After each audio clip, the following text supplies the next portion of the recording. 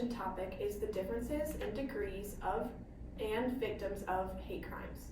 Race and ethnicity are the most common motives for hate crimes. Race is defined as a group of people who share certain physical characteristics like facial structure or skin color. Ethnicity is defined as the state of belonging to a social group that has a common national or cultural tradition. Hate crimes are defined as a type of crime that typically involve violence. These crimes are usually motivated by prejudice due to race, religion, and sexual orientation. Hate crimes happen just about everywhere around the world. They are such a common occurrence that videos such as this one are rarely found important, which should be seen as a problem. This national campaign demonstrates how hate crimes can be a criminal offense. Oh, another one. Get that stupid thing off your head! Look at the wheels! My wheels! You need to get off the bus. You're useless. If you target anyone with verbal, online, or physical abuse because of their religion, race, sexual orientation, disability, or transgender identity, you may be committing a hate crime. It's not just offensive, it's an offense. Even though the rate of hate crimes across various countries differs, it is constant that race is the most common bias for hate crimes across these countries. 47% of hate crimes that are reported are racially motivated. In the United States, there are a variety of races that are targets of hate crimes. However, African Americans suffer most as victims of hate crimes in the United States. Black individuals are victims of hate crimes 52.7% of the time in the United States. In the United States today, most hate crimes that occur are directed at African Americans. In 2017, African Americans comprised 28% of all hate crimes victims. That means, on average, 8 African Americans a day will become a hate crime victim. Historically, the systematic oppression of African and Black Americans in the United States began with slavery. Even after slavery ended, African Americans were not truly free from many factors. Racism towards Black Americans may have changed in the way it is targeted over the years, but the underlying factors and hate crimes show that it has increased and shown how Blacks have been targeted in hate crimes. The stigma has been held against Blacks by racists and white supremacists. Recently, in October of 2019, a man painted racial slurs and imagery on the walls of his rental home. He was an Ohio tenant who is now serving a federal prison sentence for his crime. The target of his racial slurs? The interracial family from whom he rented the home. He did this because they evicted him for not paying his rent. So, he returned to the home, broke in, and vandalized it. The vandalism did not receive a lot of media coverage. Even though the target was just an individual, the degrading terms that were used in the vandalism were offensive to people of African descent in general. Similarly, in the UK, the number of reported hate crimes has surprisingly been drastically increasing since 2013. Specifically, hate crimes that were racial increased by 11% from 2018 to 2019. In 2013, the UK Home Office used social media to discuss how racial comments made on the internet can be considered hate crimes. They were quickly attacked for hypocrisy, though, as people described how the Home Office started a project to send out vans saying "Go home" directed at immigrants. The vans received both news and social media coverage. People on social media were angry about the messages and advocated to get the vans off the streets. They posted about the hypocrisy of the whole situation. The vans targeted the entire community of immigrants and were not meant for any single individual. In addition to the rise in hate crimes in the United Kingdom, in Canada, hate crimes are reaching an all-time high. The majority of reported crimes were centered around Muslim, Jewish, and African American people.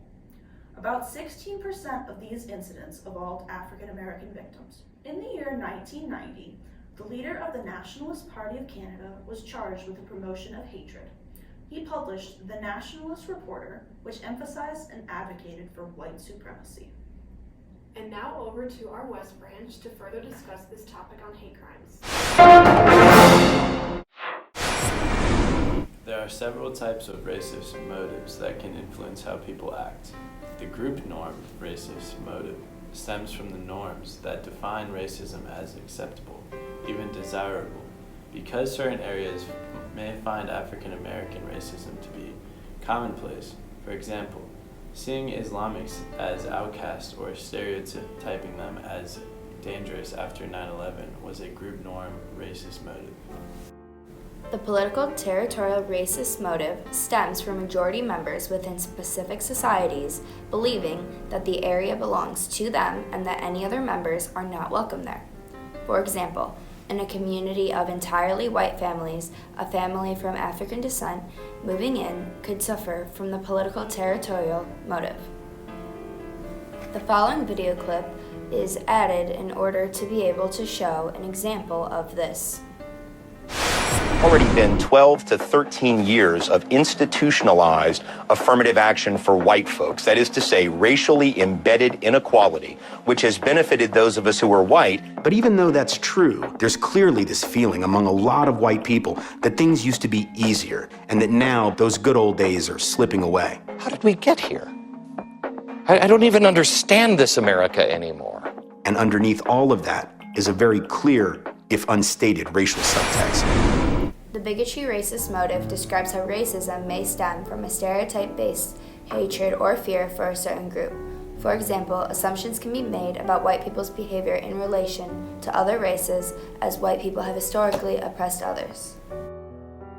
The ideological racist motive demonstrates that racism fits with some people's fundamental beliefs about the world. For example, white may be viewed as the superior race, and for that reason, see all other races as inferior. There are a number of motives for committing racist acts that could differ in various countries depending on the history of each country and what societal norms allow in specific areas of each given country. Do you know what a hate crime is? Open your eyes. These are crimes. We all agree. But these can also be hate crimes if you look deeper. The bias motivation is what makes them hate crimes. A hate crime is a criminal act based on ethnicity, sexual orientation, physical condition. Hate crimes are motivated by real or presumed identity. That makes even you a potential victim. Each hate crime makes more than one victim. The person who is the target of the attack, his or her identity, and the community he or she represents. Targets of hate crimes are often lost in fear and isolation. They might not find the courage to report to the authorities.